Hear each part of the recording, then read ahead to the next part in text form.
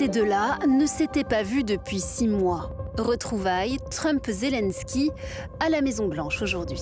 Il faut mettre fin à cette guerre et stopper la Russie. Nous avons besoin d'être soutenus par les Américains comme par nos partenaires européens. Sermonné vertement devant les caméras en février dernier, le président ukrainien n'est pas venu seul cette fois-ci. Le français Emmanuel Macron, l'allemand Friedrich Merz, le britannique Keir Starmer, l'italienne Giorgia Meloni, Ursula von der Leyen, la présidente de la Commission européenne, et Mark Rutte, le secrétaire général de l'OTAN, ont aussi fait le déplacement jusqu'à Washington. Une image symbolique, celle d'Européens qui font front commun pour freiner le nouveau rapprochement russo-américain. 3 jours plus tôt en Alaska, Donald Trump et Vladimir Poutine ont devisé de l'avenir de l'Ukraine. Nous avons eu un entretien extrêmement constructif. Nous sommes tombés d'accord sur de nombreux points. D'autres n'ont pas trouvé d'accord, dont un en particulier. Le plus important sans doute, mais nous avons de grandes chances d'y arriver. Des déclarations évasives, conciliantes. Il semble bien loin le temps où Donald Trump fixait un ultimatum de 50 jours ramené à 10 pour un cessez-le-feu en Ukraine. C'était le mois dernier. Il menaçait alors Moscou de sanctions très graves. Sous le coup d'un mandat d'arrêt de la Cour pénale internationale pour crimes de guerre, Vladimir Poutine sort renforcé de cette entrevue. Nous partons du principe que Kiev et les capitales européennes prendront tout cela dans un esprit constructif et ne créeront pas d'obstacles ni ne tenteront de saper les progrès par des provocations ou des intrigues en coulisses. La prochaine fois à Moscou. Ce matin encore, quelques heures seulement avant la réunion de Washington, une attaque russe sur Kharkiv faisait au moins 7 morts. Alors, Vladimir Poutine a-t-il repris la main? Face à un Donald Trump à nouveau aligné sur le maître du Kremlin, la force du nombre peut-elle faire la différence? L'Europe peut-elle encore sauver l'Ukraine? Voilà, et pour en parler, nous recevons ce soir Laurie Kenneton. Bonsoir. Bonsoir. Vous êtes maître de conférence à l'université Versailles-Saint-Quentin, spécialiste des États-Unis. Donald Trump écoute souvent le dernier qui parle, dites-vous, en venant en nombre. Les Européens espèrent donc avoir plus d'influence, mais attention, l'effet de masse peut braquer des gens comme le vice-président Jill Evans. À votre côté, Nicolas Tenzer, bonsoir. Bonsoir. Vous êtes enseignant à Sciences Po, politologue, spécialiste des relations internationales. Votre livre, La fin de la politique des grandes puissances, est paru aux éditions de l'Observatoire.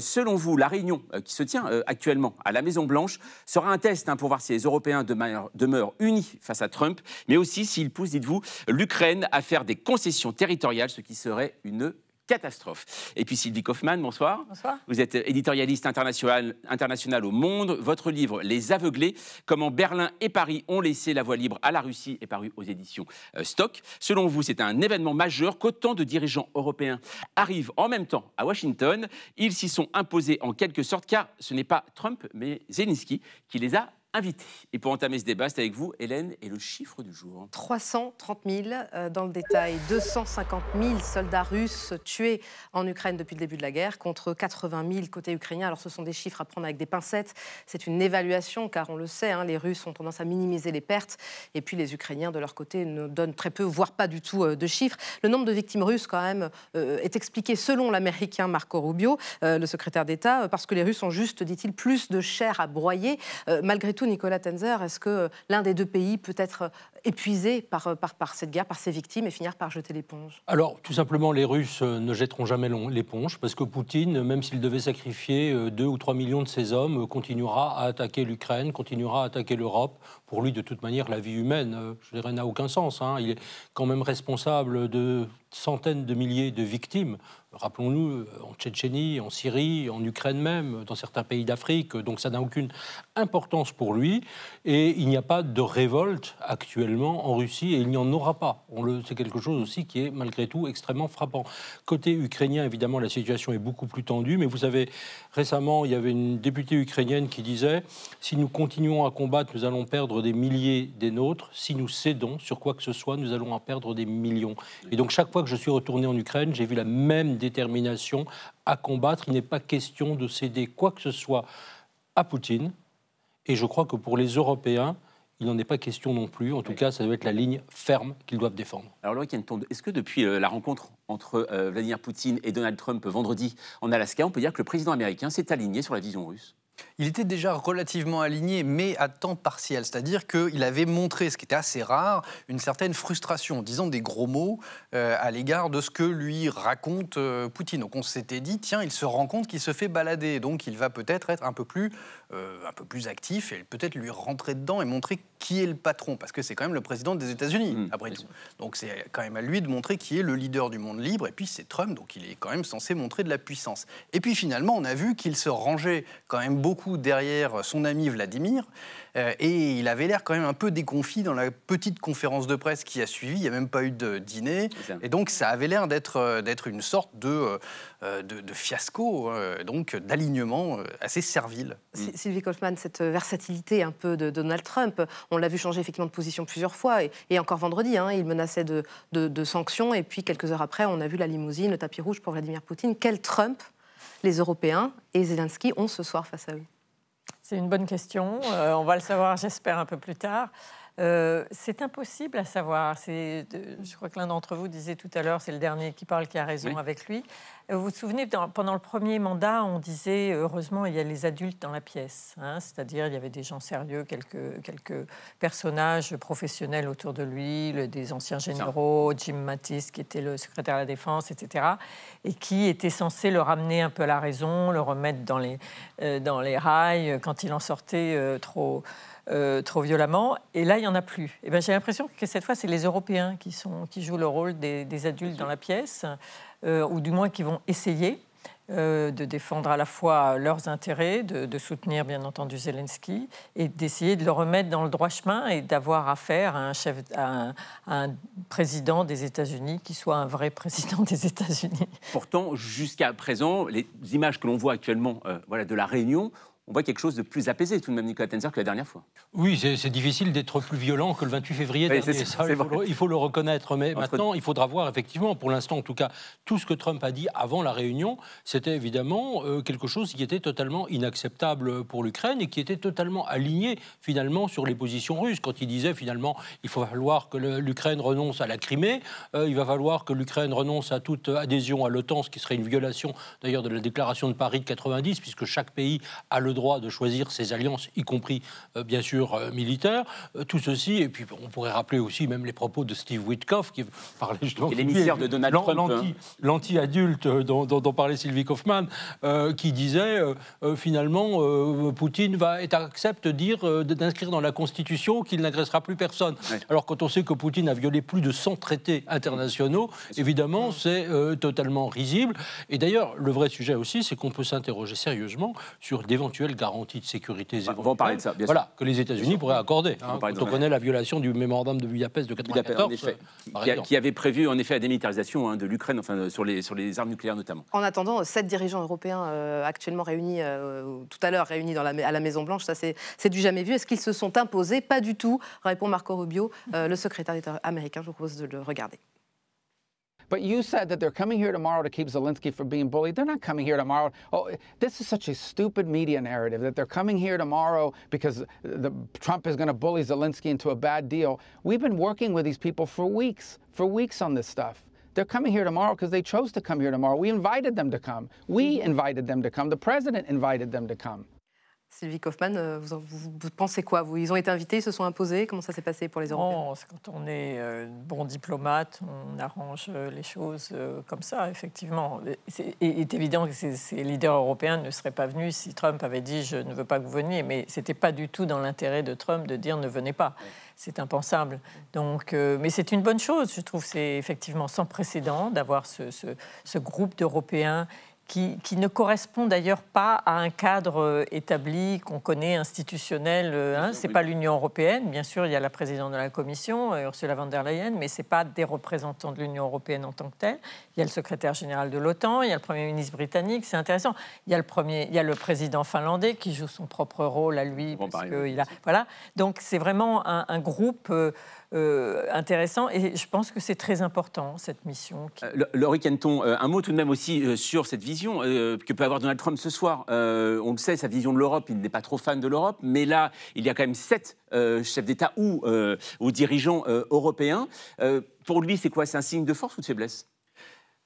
C'est un investissement. Il a envie que les Européens en fassent plus. Mais ça, c'est ça dépasse Trump. Déjà, Obama a trouvé que les Européens n'en faisaient pas assez, que tout le monde se reposait beaucoup trop sur les États-Unis. Donc il y a une ligne continue depuis Obama pour faire en sorte que les Européens s'occupent davantage de leur protection. Là, l'idée, c'est vraiment ça. C'est vous êtes là, vous êtes partie prenante, vous allez en faire davantage. Il aime bien certains Européens, il aime bien Meloni, par exemple. Il avait une bonne relation avec Mark Rutte, le secrétaire général de l'OTAN. Quand il était venu à la Maison-Blanche, dans le bureau ovale, il avait eu un très bon accueil. Il avait été très flatteur.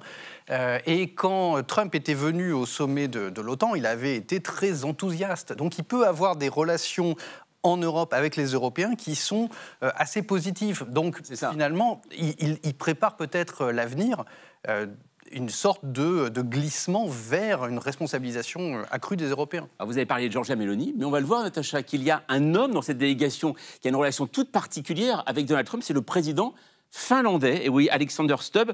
Pourquoi d'ailleurs il fait partie de cette délégation oui, c'est vrai que sa présence comme ça peut paraître assez étonnante. La Finlande ne compte que 5,6 millions d'habitants et elle n'est que la 15e économie européenne. Mais l'atout secret d'Alexander Stubb, c'est le golf.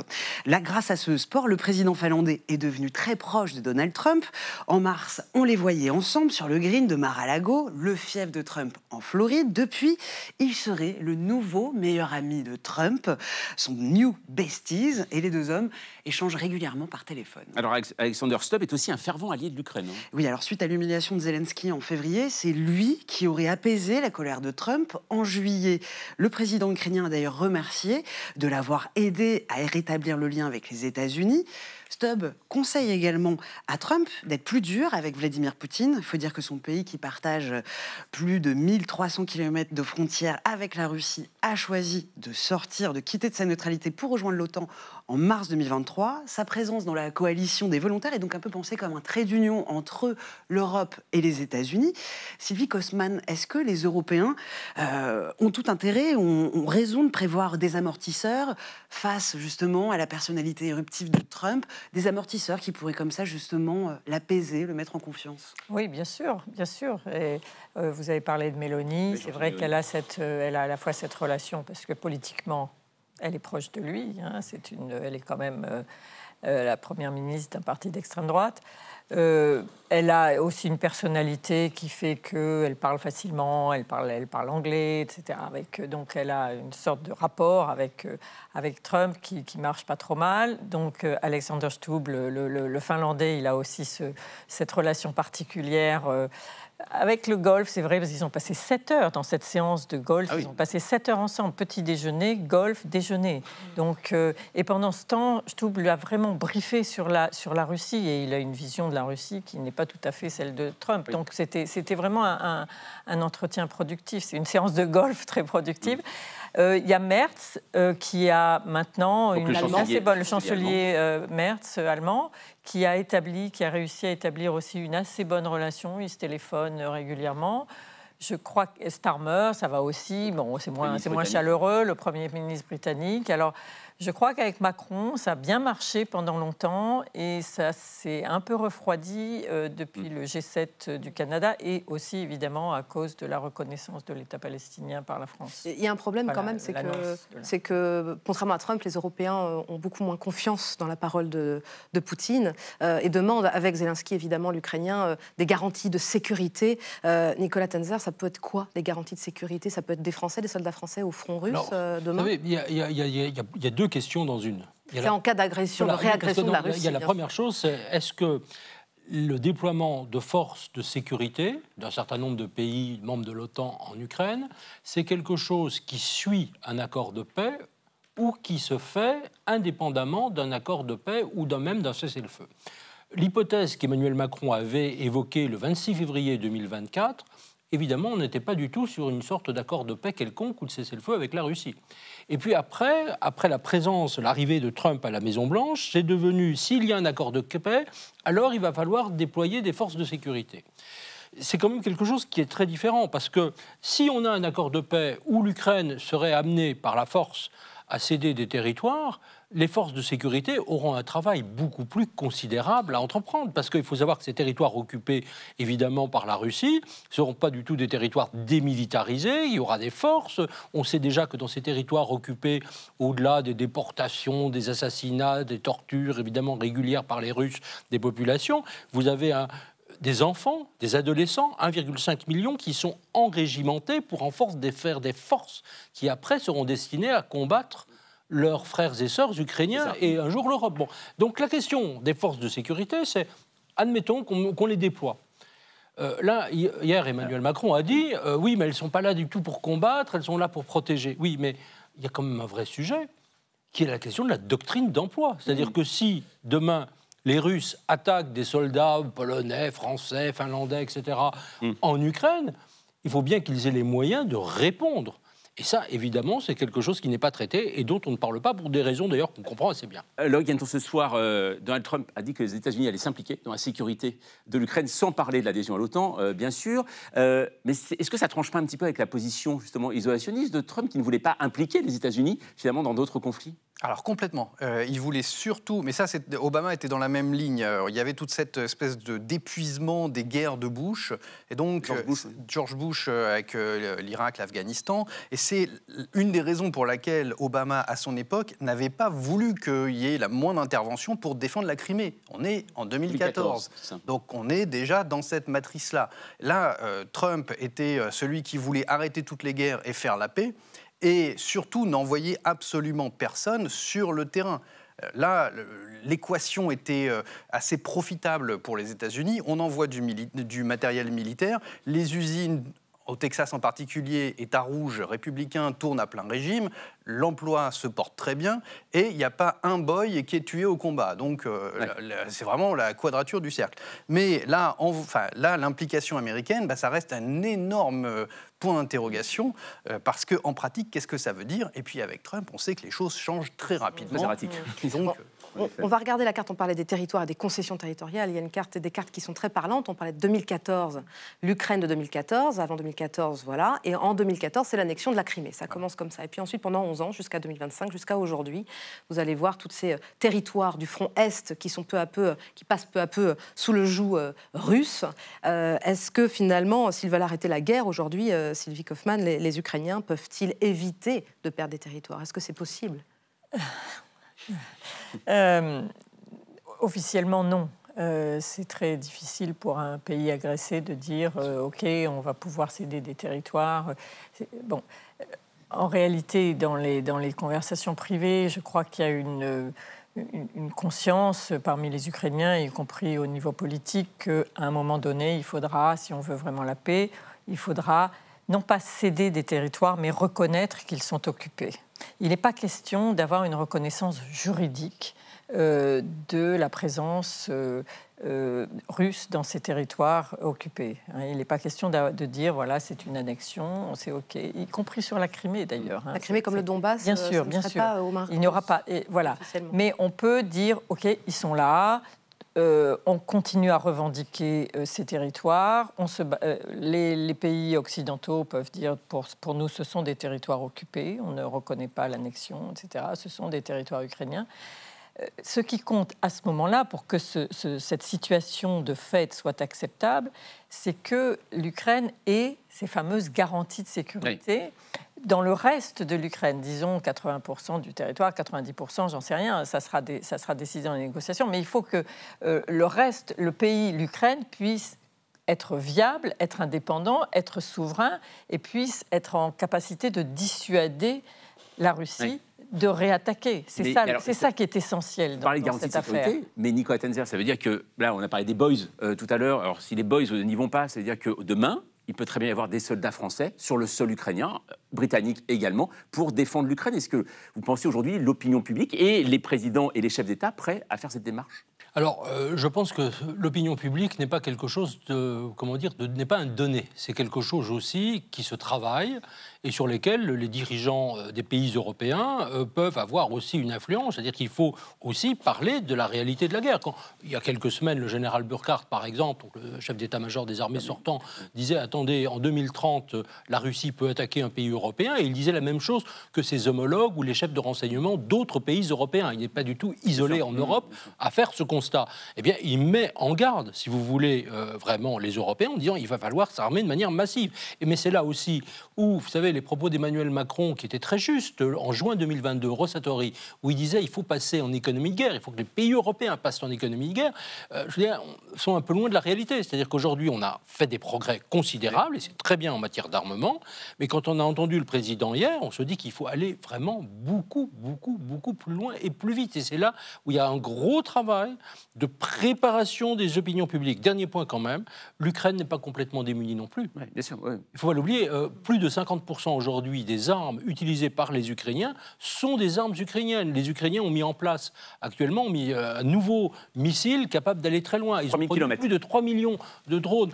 Je veux dire, et on parlait la semaine dernière des gros succès russes, des avancées russes. Eh bien, alors, elles sont quand même extrêmement limitées. Alors, en effet, malgré tout. Là, elles avancent un peu. Quand on regarde encore la carte d'aujourd'hui, on voit comme qu'il y a des fronts où ça avance. Il y a une quinzaine de kilomètres là, dans la région notamment de Donetsk, toujours dans le Donbass, cette région clé, aussi bien pour les Ukrainiens que pour les Russes. Est-ce que, Laurie Kenton, on peut imaginer que Vladimir Poutine s'arrête là, il accepte que voilà, l'Ukraine lui laisse 20% de son territoire en disant qu'il s'est occupé par les Russes, qu'il n'y a plus de combat et qu'il s'arrête là? Il faudrait qu'il ait une raison de s'arrêter. Il faudrait qu'il ait une contrainte. Et la puissance, c'est l'exercice de la contrainte. Il faudrait que quelqu'un lui dise « tu t'arrêtes là, d'accord, je m'arrête là », parce que sinon, ça devient contre-productif pour moi. Tant qu'il n'y a pas un cessez-le-feu ou des choses comme ça, il continue à avancer, on le voit tous les jours, il continue à pilonner, et il est relativement peu contraint. Et donc, c'est là que quelqu'un comme Donald Trump pourrait s'avancer un petit peu comme leader du monde libre, exercer la puissance et dire « non, ça suffit ». Parce qu'il avait promis des sanctions sévères sur les partenaires économiques de la Russie. Et donc il pourrait exercer la puissance de manière directe ou indirecte et dire à Vladimir, ça suffit, on en reste là au moins. Mais pour l'instant, ça n'est pas le cas. Alors, une chose aussi, Sylvie Kaufmann, on l'a vu, Donald Trump a refusé de sanctionner économiquement une nouvelle train de sanctions, contrairement aux Européens. Alors là, ça va faire le 19e train de sanctions. Parfois, on peut comprendre qu'on puisse se poser la question sur l'utilité à un moment de ces sanctions, parce qu'on n'a pas l'impression, on voit en effet la Russie, certes, gagner des micro-bouts de terrain, mais tout de même progresser. Donc ça veut dire que ces sanctions sont inutiles ? Alors, elles ont été moins efficaces qu'on l'avait espéré au début, ça c'est clair, hein, puisque depuis 2022, comme vous dites, on prépare le 19e paquet de sanctions, voilà. Donc ça fait beaucoup. On y est allé progressivement, parce qu'au début, on ne pouvait pas toucher au pétrole, parce qu'on en avait besoin, il ne fallait pas que ça nous fasse du mal, etc. Donc forcément, et puis l'économie russe avait des réserves. Il y avait ce fonds souverain, par exemple, qui était très important, et dans lequel Poutine pouvait puiser pour financer son armement, son industrie de l'armement. Certains dirigeants de l'économie russe, notamment la fameuse présidente de la Banque centrale russe, se sont très bien débrouillés. Donc, en fait, l'économie russe a survécu mieux qu'on ne l'avait pensé. Mais maintenant, je pense, d'après les chiffres, d'après toutes les études qu'on voit, qu'elle est vraiment dans un état de faiblesse qu'elle n'avait pas connu jusqu'ici. Donc, c'est vrai que là, si les États-Unis se mettaient à imposer des sanctions, notamment ces fameuses sanctions secondaires, etc., pour empêcher les revenus des hydrocarbures de continuer à financer la guerre russe, ça aurait de l'effet. Ça aurait un effet plus radical que ça n'a eu jusqu'ici, c'est vrai. Merci beaucoup en tout cas à vous trois d'être venus ce soir débattre de ce sujet sur le plateau de 28 minutes. Sûr qu'on continuera à parler bien sûr de ce sujet et la guerre en Ukraine.